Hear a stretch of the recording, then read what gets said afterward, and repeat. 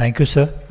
So I'll be talking on my experiences subthreshold micropulse laser in CSR and retinal venous occlusions.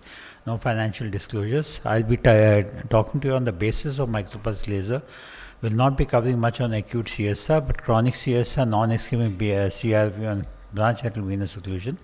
So this was a very important study which happened in the early 70s, which showed that as the duration of a laser burn is reduced, the tissue damage is reduced. So there's potentially a point where you could actually work at just the RP or even at a subcellular level. So this is what a micropulse laser does. There's an electronic, shaving off of part of the continuous wave laser, so that you have a pulse coming up for a limited amount of time, and you have a relaxation time. With a continuous wave laser, there's a thermal damage, but with a micropulse laser, because of the cutting off, there is a relaxation time, and there is a possibility for the tissue to recover. So when you do a subthreshold continuous wave laser, you can still see a damage on the OCT, but when you do a subthreshold micropulse laser, there is no damage even on the OCT, and there are three wavelengths: 532, 577, 810. So what is recommended is 577, and we have experience with 577 nanometers laser. The micropulse laser works by inducing the heat shock protein, and this acts by anti-angiogenic and tissue restorative action. There were various types of applications used, and what has been prescribed is a low intensity, high density. That means there is no interburn space, and they are tightly packed laser which are contiguous laser. Recently, with the help of AJAY, we established International Society for the Subthreshold Micropulse Laser, and what has been decided is that every burn will have a test spot titration, and after having done a test spot titration nasal to the disc, we can use a 50% threshold power.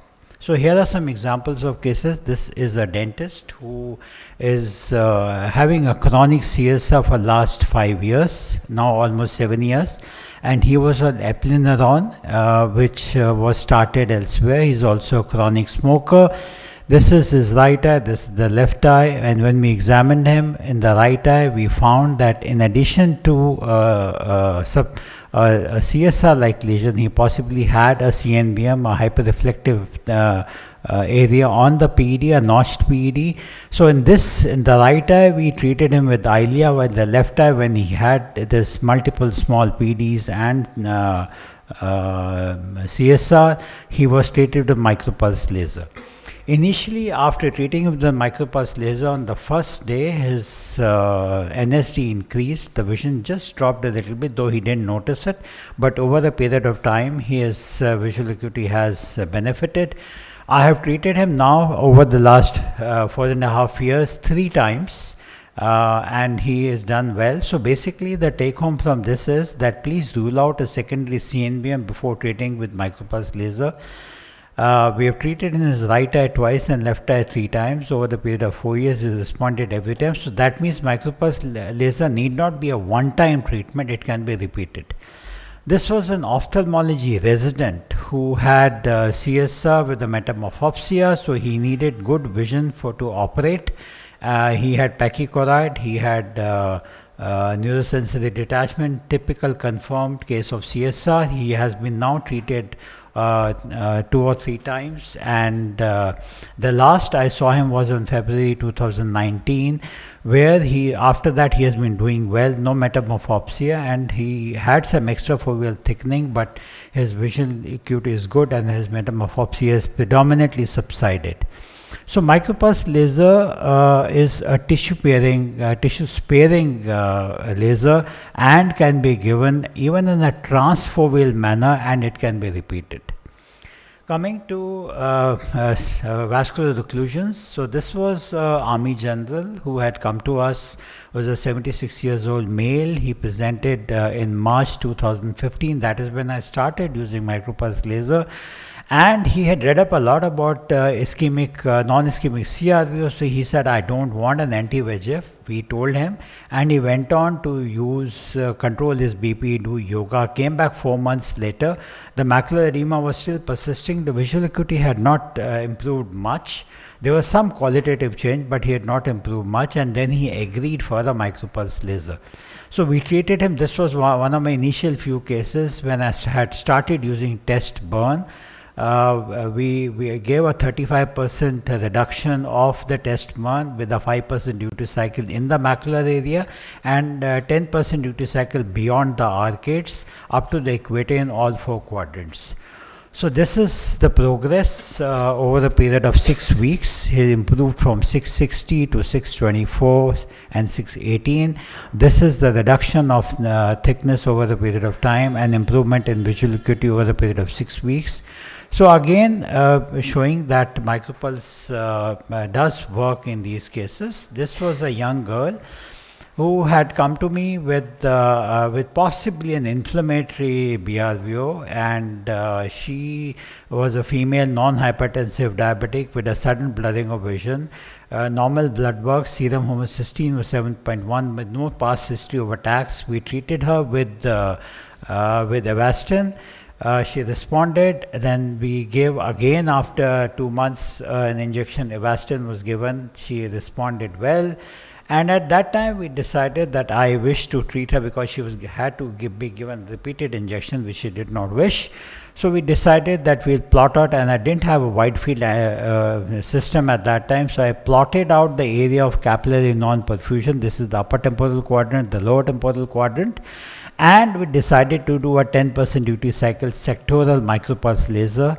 So what I did was I demarcated the entire CNP areas with a continuous wave laser, and I filled in the gap with a subthreshold micropulse laser. You can see here the gap is filled up, and if you can see carefully, this is a follow-up picture which shows that later on I felt that there was an angiogenesis occurring in the capillary non-perfusion area. You can see here there's some angiogenesis, and she is doing well. The visual acuity improved from 624 to 66, and over the period of time the NVD has also become fibrosed, and now she has been on my follow for last 6.5 years. She actually recently she's moved outside India. She just came back in January. So this is a picture in 2018 with the OCT angio.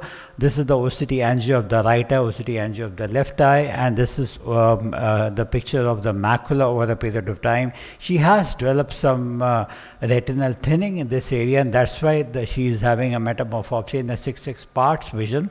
So this is a picture in January 2023, just a few days back she had come. So this is the area of capillary non-perfusion, and if I look at this area more carefully, I can see that there is some amount of angiogenesis occurring in the capillary non-perfusion area. This has not been reported. I am not sure if it occurs, but we have a documentation in this single case, and I would like your opinion about it, whether angiogenesis can occur in capillary non-perfusion area. This is another patient of BRVO who did not have COVID. This is post-vaccination. He had got vaccinated, and then he developed a branch retinal venous occlusion. This was in 13th May 2020. You can see this is the picture was taken a few days after he first presented to us, and he received the second eccentrics in July 2020. At that time, we decided that we'll go ahead with the micropulse laser. So we did a 5% duty cycle with a transfoveal application in the macular area and a 10% duty cycle in the area beyond it. And this is his follow-up subsequently. This is his angiogram, which was done last year in July 2022. We are able to maintain him without giving additional injections, and he has received 2 times he has received micropulse laser. So subthreshold micropulse laser has allowed us to keep him stable over 2 years without any additional injections. So the take-home message is subthreshold micropulse works in CSCR consistently. In chronic CSI, it needs to be repeated. We need to titrate every case with a test burn and then decide the power to be used. And subthreshold micropulse laser also works in venous occlusion in reducing the number of injections. Thank you.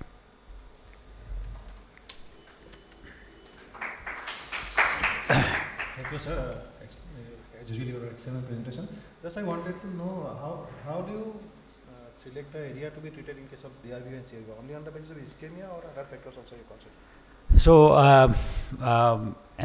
whatever I've done till now is done it on the basis of ischemia, on basis of doing an angiogram. So if you do the OCT in the macular area, do the OCT as much as we can. So we can do OCT up to 14 millimeters. Beyond that, the OCT cannot. That's the maximum I can do on my machine.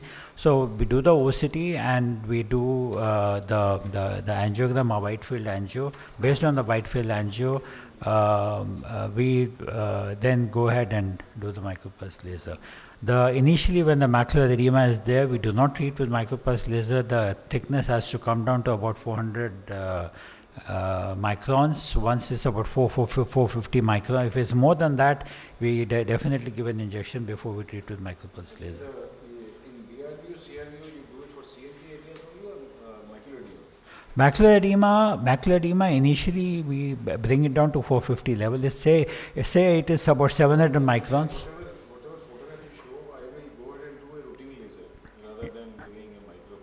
No, but routine laser, you lose the field of vision, sir.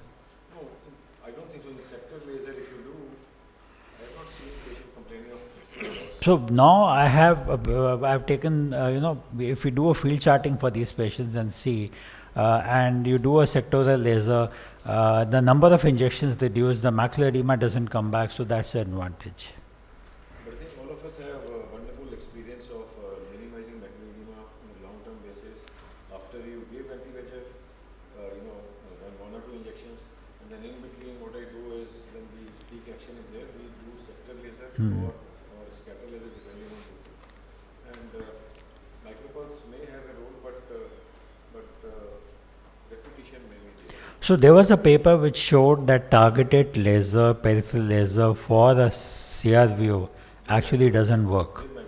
No, not with micropulse, no continuous wave laser. So we used to do a lot of peripheral laser. All of us thought that we are trying to reduce the area, but my question is micropulse versus routine 532 laser in BRVO or CRVO.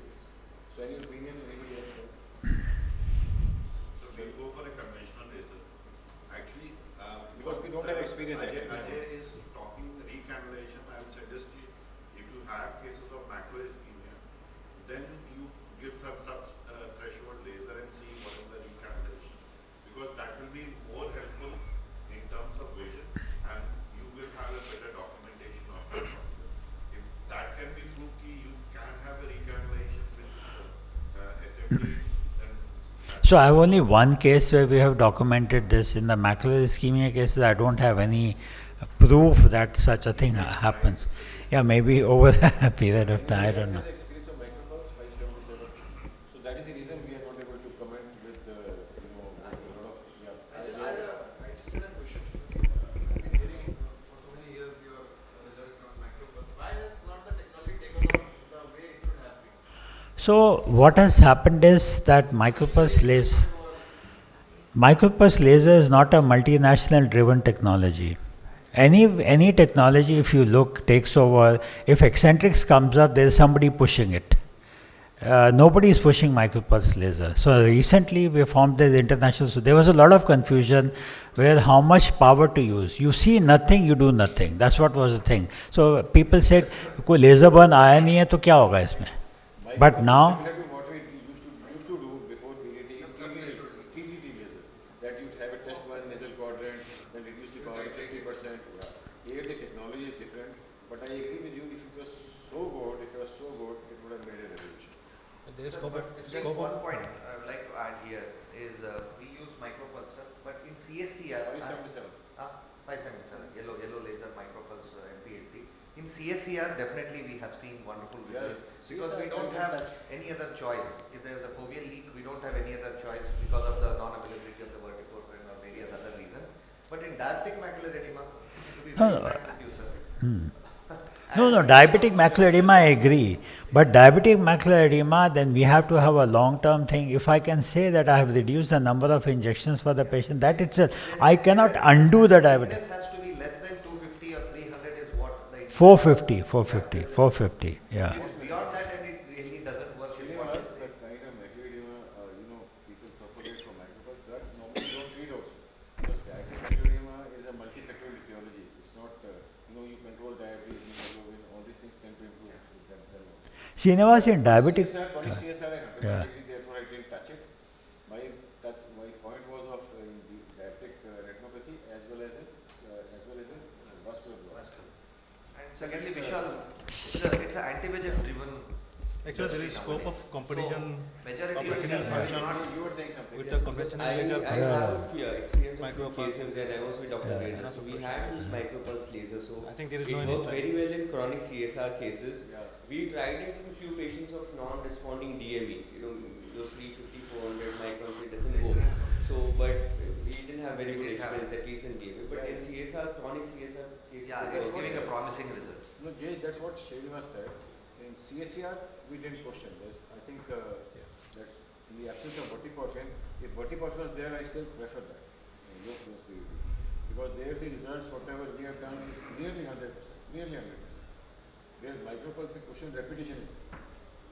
So any experience with acute CSR subfoveal leak micropulse? So acute CSR, we allow them to subside on their own, which is about One is 6 like weeks. if there's a subfoveal leak because PDT is not available now. So have you tried it in those cases? I have done transfoveal. So what is your case? Yeah, What yeah. is your take?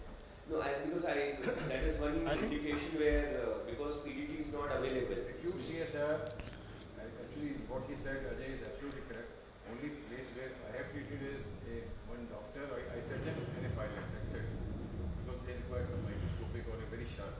And they want it very early. You see, there's no time for them to wait for 6 to 8 weeks or for spontaneous. Yes. Hello? I have a patient with bilateral case of pit with serious detachment, and I had a yellow laser done by Jacobi, and it worked in that case. So even in pits, you can try. So they did that walking up around 2-3 rows. Yes. But the pit pathology is totally something else. So there you did micropulse or? And young patient, I didn't want to do a detect. Abhishek, there was a time way back, when vitreous surgery was not so well developed. We used to do as a routine 2-3 rows, temporal margin of error. The result was not miraculous, but believe me, the result was to the tune of around 25 to 28%. That it will. Sir, but that anesthesia was for creating a chorioretinal scarring bridge. But in micropulse, we are not causing any such chorioretinal scarring bridge. That is well. So that will be one odd case. I'm telling you, Sharaf, that may not be treatment. Observation. That's an observation which everyone should keep in mind. Don't advocate that. Please. No, in pits, what was the age of the patient? 25, 26. But they do have fluctuating course in the initial days. Natural course. So, but And then initial natural course, they might come down and then they might again have. No, this until patient they I become